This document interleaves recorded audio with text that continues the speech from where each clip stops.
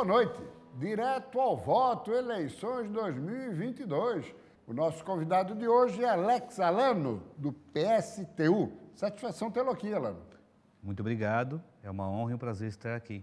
Muito bem. O PSTU, ele surgiu numa defecção do PT, lá, Exato. originalmente, né? Sim. O que o PSTU prega diferente do PT? Nós somos contra, por exemplo, esta política de conciliação de classes. Certo. Né? Então, o PT, por exemplo, atualmente fez aliança com Alckmin, e para nós isso é inconcebível. Uma vez que nós defendemos uma pauta da classe trabalhadora, e achamos que é impossível, né, conciliar a pauta da classe trabalhadora com a pauta da alta burguesia, né, que nos explora e nos oprime. Qual é o principal eixo do programa de governo, enfim, da peça programática do PSTU? Qualquer governo, seja estadual, municipal ou nacional, tem que ser a partir das bases. Nós defendemos um centralismo democrático. Como é que funciona? Então, as bases reunidas em conselhos populares, formados por comitês de bairro, comitês de fábrica, né, é que devem determinar aonde aplicar os recursos que lhe cabem conforme cada região, conforme cada setor. Então, o servidor público, seja o prefeito, o governador ou o presidente da República, ele tem que executar aquilo que a base decide. Então, em honrar o nome, como diz, servidor público, a gente está a serviço, né? Certo. Então, não somos nós que decidimos, nós temos que ouvir a base, então a base governaria através desses conselhos. Essa proposta, na sua avaliação, ela merece receptividade, seja no plano nacional, que o PSTU tem candidato à presidência, que é uma mulher, na verdade, né? Sim, a Vera Lúcia. A Vera Lúcia. Há receptividade, seja no plano nacional, seja no contexto estadual, para esse tipo de proposta, Alano? Na verdade, esse tipo de proposta, às vezes as pessoas têm dificuldade de entender, porque aqueles que se dizem de esquerda, como o PT atualmente e outros partidos, né, aliados do PT, não têm feito aquilo que nós defendemos, né? O próprio Lula disse em seu governo que nunca os banqueiros lucraram tanto quanto no governo dele. Então, eles se dizem de esquerda, mas não governam para os trabalhadores como deveria ser. Uma outra questão, uma outra dificuldade que a gente encontra é esta propaganda enganosa que se faz a respeito do conceito de comunismo e socialismo, né?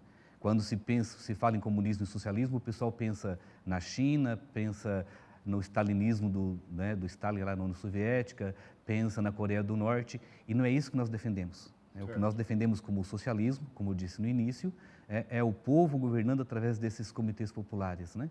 Então, é bem diferente daquilo que se experimentou na China, que se experimenta na China, é bem diferente daquilo que Stalin fez ao trair a Revolução Bolchevique, é bem diferente daquilo que acontece na Coreia do Norte, que são ditaduras. E como é que se daria, Alex, essa formação desses comitês populares? Isso teria que ser incrementado com maior vigor, com maior força, né? Teria que organizar a classe trabalhadora, então, nos seus lugares de moradia, nas periferias, no campo e na cidade, nas fábricas, então, os operários terem, né, condições, né, de se organizar também e de poder, então, fazer a análise dos seus problemas e as suas propostas. E, claro, a gente deveria também, deve, né, destinar mais recursos para isso, né, porque propostas sem recursos também são ineficazes. Por isso, nós defendemos, né, um imposto progressivo, para que a gente possa taxar as grandes fortunas dos super ricos e dos bilionários. A gente propõe também a suspensão do pagamento da dívida pública, uma auditoria da mesma, e destinar esses recursos que são destinados a amortizações e juros da dívida aos banqueiros, destinar, então, a obras públicas, à saúde, à educação, né? E tudo distribuídos conforme a decisão do próprio povo reunido, então, nesses conselhos.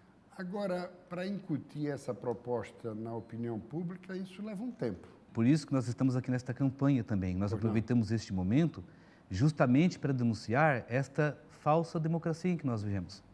Que nós acreditamos que vivemos uma democracia, mas, na verdade, o poder está nas mãos da alta burguesia, que detém também os meios de comunicação, que detém o poder nas mãos, né, em todos os canais, e através desses canais acabam expondo as suas ideias, os seus ideais, e nós não temos os mesmos recursos para expor a contrapartida, né, no mesmo nível, na mesma altura.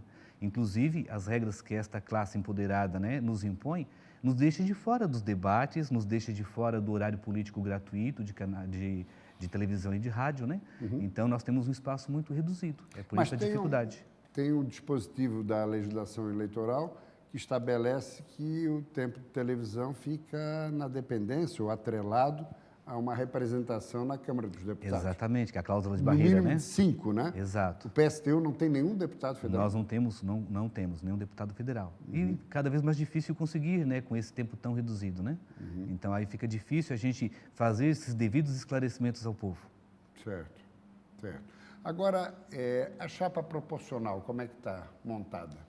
Antes de perguntar sobre a majoritária, mas tem candidatos na proporcional? Nós temos candidatos em todas as... A Câmara e a Assembleia? Isso, em todas as candidaturas, né?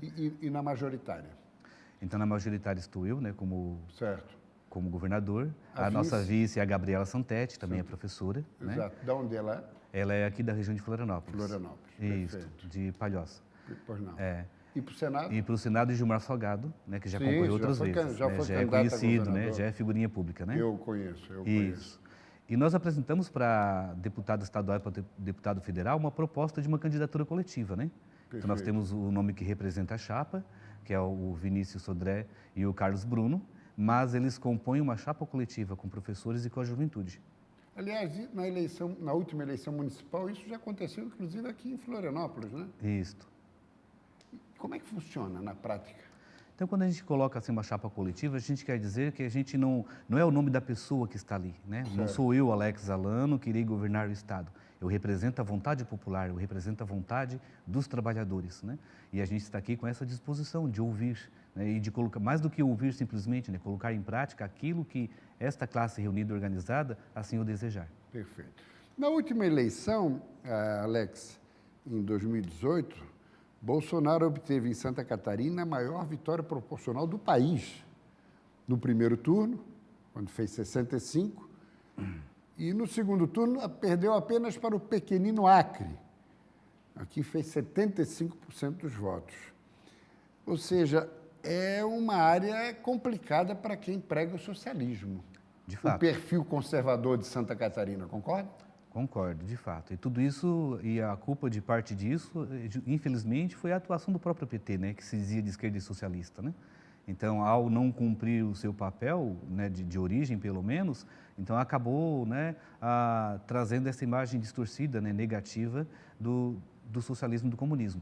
Infelizmente, entra aí também o papel de alguns grupos religiosos fanáticos, né? Certo. Que associam socialismo, comunismo, a ateísmo e a satanismo, principalmente, né? Certo. A gente ouve por aí muitas falas, né, equivocadas a esse respeito. E aí a gente precisa, né, combater isso e temos, né, poucos recursos e poucos canais para conseguir, né, fazer esse enfrentamento. Quer dizer, o desafio é tentar romper esse perfil conservador de Santa Catarina. Exatamente, né? Onde o pobre que sofre, que trabalha e que sua, vota naquele que o explora.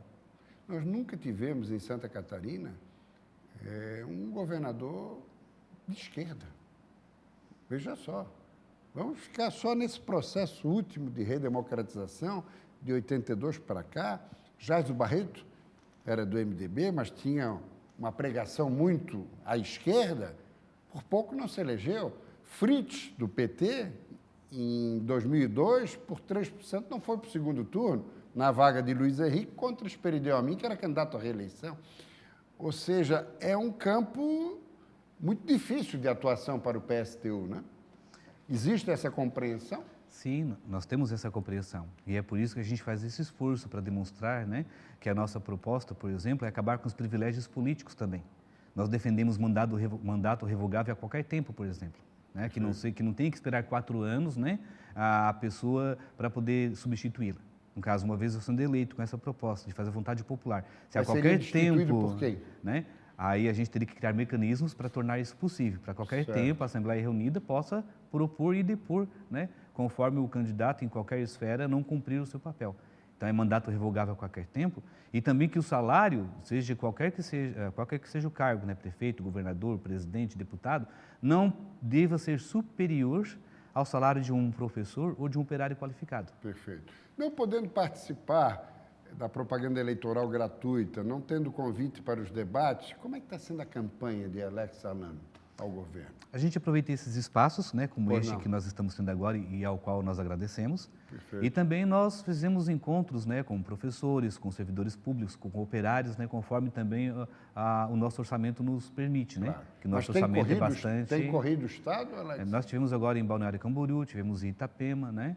eu sou da região de Criciúma, e essas cidades mais do litoral, que é onde alcança as nossas finanças, né? Porque nós somos financiados por nós mesmos e por alguns trabalhadores que nos auxiliam. Qual é a diferença do PSTU para o PCO, Partido da Causa Operária?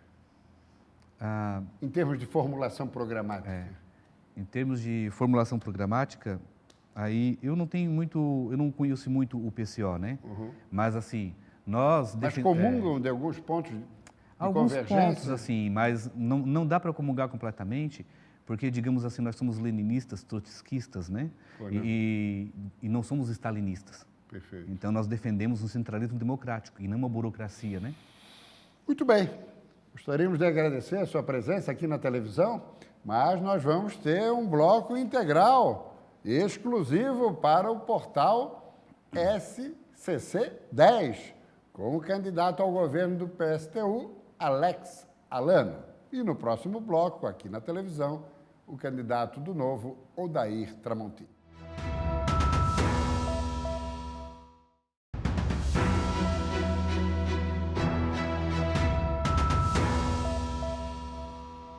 Alex Alano, candidato do PSTU ao governo do Estado, agora num bloco exclusivo do SCC 10, o nosso portal.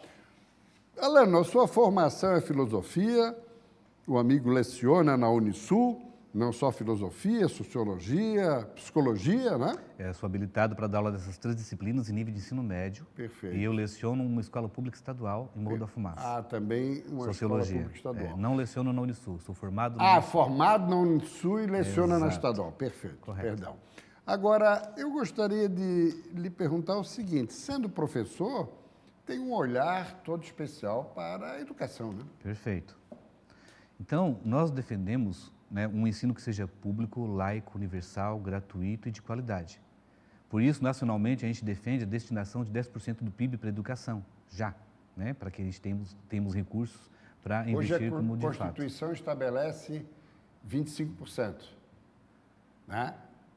Mas não chega a 5%. Ou seja, mas não chega nessa proporção não o chega PSTU sustenta, não né? chega a 5%. A gente defende 10% já, né, aplicado na educação, em todos os níveis.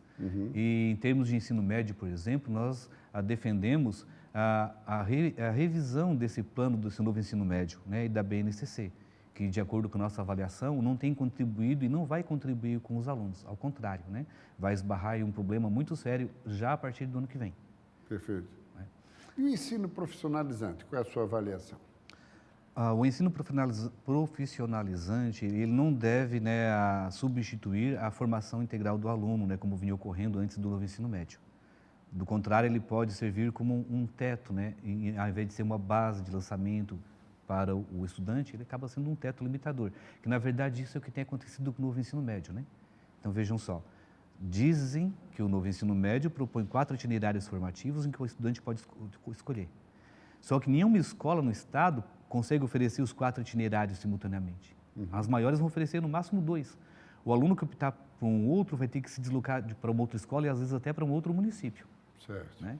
Além disso, o novo ensino médio exige que o aluno esteja um dia ou 2 integralmente na escola. Ao chegar no 2º ano, muitos alunos vão precisar trabalhar. E aí, qual é o trabalho que vai liberar o seu funcionário 1 ou 2 manhãs ou 1 ou 2 tardes para ir para a escola? Então, ele não vai conseguir conciliar o trabalho e o estudo, o que vai ocasionar evasão escolar. O Estado sugeriu, né, a nação, a nível nacional também, que 40% do ensino, do novo ensino médio pode ser à distância. Aí eu pergunto... Eu ia perguntar sobre isso. Aí eu pergunto, um aluno que estuda todas as manhãs, digamos, e trabalha todas as tardes, qual é o tempo que ele vai ter para fazer 40% mais ainda à distância, né? Fazer com qualidade isso? Então ele está sujeito ao fracasso, e o fracasso vai ser atribuído a ele. Eu ia perguntar a sua apreciação sobre o ensino à distância, então não é por aí. Nessa modalidade não é por aí, né? Aliás, a pandemia nos mostrou isso, né? Sim. Que a maioria dos nossos alunos não tem acesso a uma internet de qualidade, então não conseguia acompanhar, né, as propostas dos professores. Muitos professores, colegas meus, iriam dar aula, né, lives, e não tinha um aluno ali assistindo, né? Então dava aula para às vezes 2, 3 alunos, ou às vezes ficava esperando e não aparecia nenhum. Perfeito. Né? Porque eles não têm acesso a uma internet de qualidade para fazer essa modalidade à distância. Agora, e a escola em tempo integral? De manhã e à tarde? Aí, nesse caso, né, Para isso, os alunos teriam que ter condições, né, de não precisar trabalhar. Para isso, a renda familiar teria que ser autossuficiente para que não houvesse essa necessidade. O problema é que com essa onda de desemprego e com essa baixa renda da família, eles não vão conseguir acompanhar o ensino integral. Eu falo até mais na escola básica, ou seja, no ensino básico.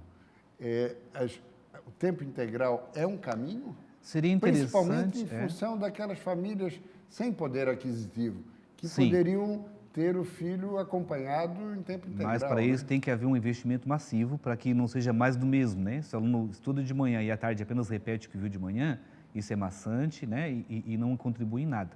Então, isso é interessante desde que os alunos tenham acesso a uma merenda de qualidade, né? E desde que no contraturno possa ter acesso a outras atividades, né? Dança, música, artes, um curso de formação em alguma outra área assim. Esporte, né? Esporte, né?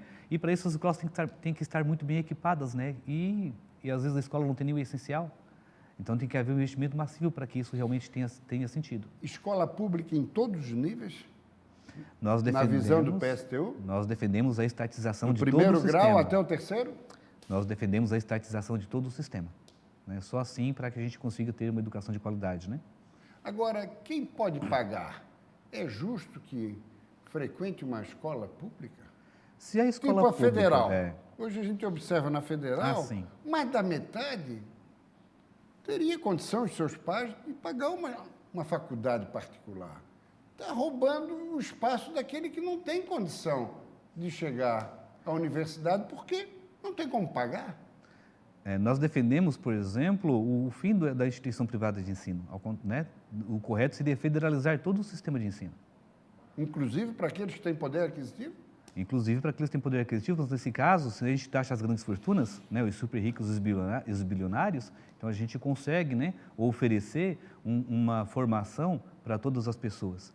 Só que, nesse caso, como a gente defende também que a educação seja democrática, que nós esbarramos num problema no nível superior, é o seguinte, ó, alguns cursos superiores são oferecidos, não sei se eu posso dizer como modismo, em que formam profissionais da área assim a rodo todos os anos e depois eles não encontram espaço no mercado. Quantas pessoas a gente encontra com diploma no braço, né, embaixo do braço e trabalhando no subemprego, porque não encontra emprego na área?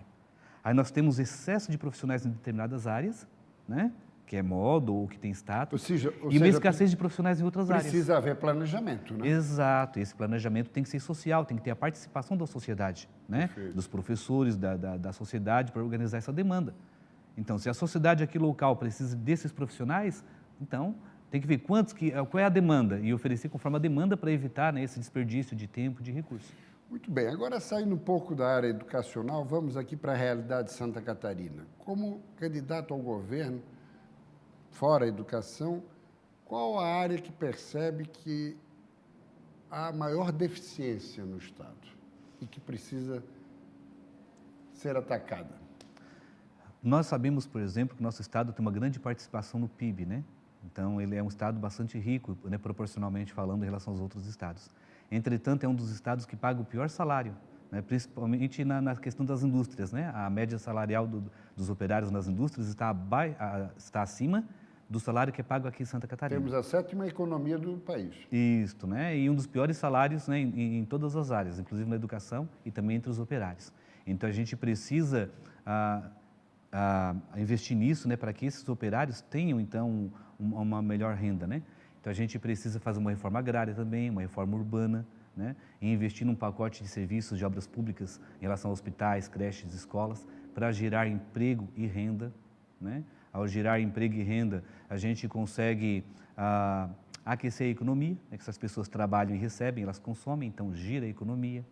A gente precisa acabar com as isenções fiscais das grandes empresas, né? E com os subsídios das grandes empresas. Com isso, né, a gente passa a arrecadar, né, mais de 5,5 bilhão por ano, que é o governo abre mão disso atualmente, né, 5,5 bilhões por ano. Então, de isenção fiscal, né? Então, cobrando isso e aplicando devidamente, auxiliando as pequenas e microempresas, que são as que mais empregam, são as que mais, né, geram emprego, ao contrário das grandes, né, que são todas automatizadas. Então, a gente já consegue aquecer a economia e ao proporcionar emprego e renda às pessoas, a gente tem mais um efeito um círculo virtuoso, vamos dizer assim, né? Certo. Se as pessoas trabalham, se as pessoas se alimentam, se as pessoas têm moradia, elas adoecem menos. Se adoecem menos, desafoga também o sistema de saúde, né? Precisamos investir também em outros modais de transporte, por exemplo. Né? Nós temos na região litorânea aqui, né, investir mais no modal marítimo. A ferrovia, né, ligando oeste e leste, não só para trens de carga, mas também para trens de passageiro. Tanto iria facilitar o acesso do pessoal, né, aqui, né, baratear o custo do transporte. Como também o escoamento da produção. O escoamento da produção e desafogar o trânsito. Ao desafogar o trânsito, diminuir os acidentes, né? E tudo isso, então, vai refletir também na saúde, vai refletir em outras áreas. Perfeito. Né? Então, tem que ser algo integrado. Perfeito. Não dá para pensar somente na saúde, só na educação, né? Tem que pensar algo integrado e o efeito, então, vai sendo... um vai potencializando o outro, né? Perfeito. Uma obra vai potencializando a outra. E segurança pública? A segurança pública também é um outro problema que está muito ligado ao tráfico de drogas, entre outras coisas, é claro, né? Então, nós poderíamos, por exemplo, seguir o que foi feito no Uruguai, quando descriminalizaram o uso da maconha e colocaram sob o controle do Estado. Vai vendido nas farmácias. Defende a descriminalização. A descriminalização do uso da maconha. Defende. Defendemos, né? Certo. Mas sob o controle do Estado, Entendi. para que ele possa, então, né, controlar, identificar os usuários e fornecer também a esses usuários o tratamento de saúde para desintoxicação. Perfeito. Né? Ao fazer isso, acabando com o tráfico, com certeza vai diminuir bastante a violência urbana, né? Contra o porte de arma? A questão do porte de arma é muito complexa, né? Então, da maneira como está sendo colocada, né, se a gente não tiver um controle, isso pode potencializar ainda mais a violência. Imagina, né, uma briga de trânsito com porte de arma. Né? Muito bem. Uma mensagem final ao telespectador. Então, dentro das candidaturas que estão aí colocadas, a nossa é a única verdadeiramente socialista e revolucionária, então nós contamos com a colaboração de todos para levar essa proposta adiante. Muito bem. Tem a vaquinha, tem correspondido Para financiar a campanha? Isso, nós temos a vaquinha eletrônica, né? E, claro, devagar, como nós aceitamos apenas a contribuição de trabalhadores, né? Certo. Então... restrito aos trabalhadores. É restrito aos trabalhadores. Não aceitamos contribuição de empresários. Perfeito. Alex Salano, satisfação tê-lo aqui e sucesso. Muito obrigado. Sempre à disposição. Estamos aqui à disposição também. Um forte abraço. Outro. Muito bem, esse bloco exclusivo do portal SCC10 vai ficando por aqui. E até uma próxima oportunidade. Até lá.